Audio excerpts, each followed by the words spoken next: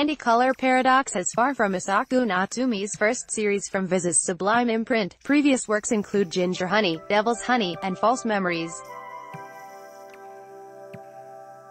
That means that for some readers, this is already an anticipated release, especially since her stories tend not to be carbon copies of each other. Candy Color Paradox follows a bit more closely in False Memories' footsteps, being about working adults rather than high school students. The men in this case are both journalists. Ano is a writer while Kibaragi's focus is more on photography, although there's an implication that he often writes as well.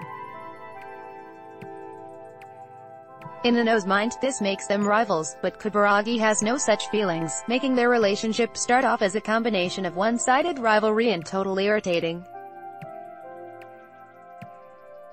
Of course, in the romance genre, that's often a sign of budding true love.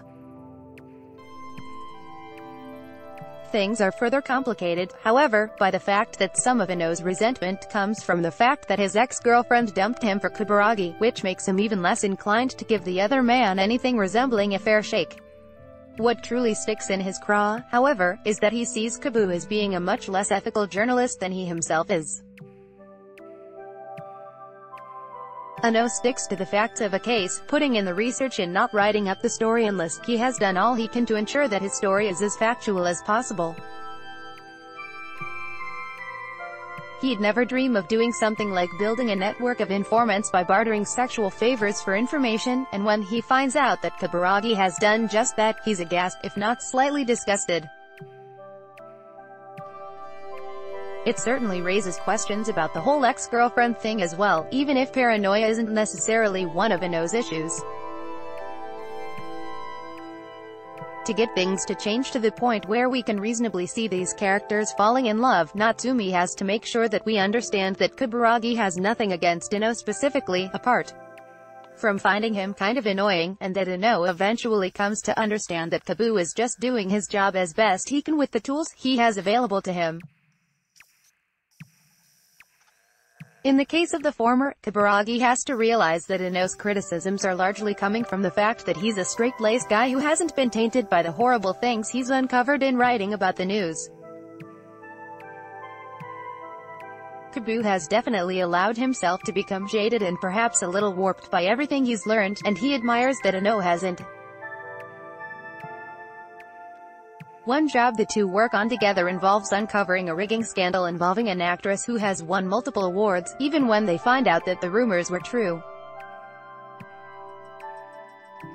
Ano still feels badly about revealing the truth, although he never even considers not doing so. He's worried about the actress' many fans and how upset they'll be. While it isn't always obvious that this is how his mind works, it is indicative of the way Ano approaches his reporting, adherence to the facts and with a degree of compassion no matter how awful the story. Kibu had this beaten out of him by the corruption he's reported on, and he likes that Ano retains his innocence. This may be a factor in why he eventually falls for Ano, although he himself isn't sure of his own emotions, at least not entirely. Certainly we can see him as harboring distaste for the girlfriend who essentially used Kibaragi as an excuse. In his mind, a woman who would do that isn't good enough for someone as innocent as Ano. Ano's own emotional entanglement with Kibaragi is a bit less clear, although we can see him developing an admiration for the other man's work ethic and skill at what he does. He's also clearly working towards an obsession with him, which his bar owner friend points out as being a crush.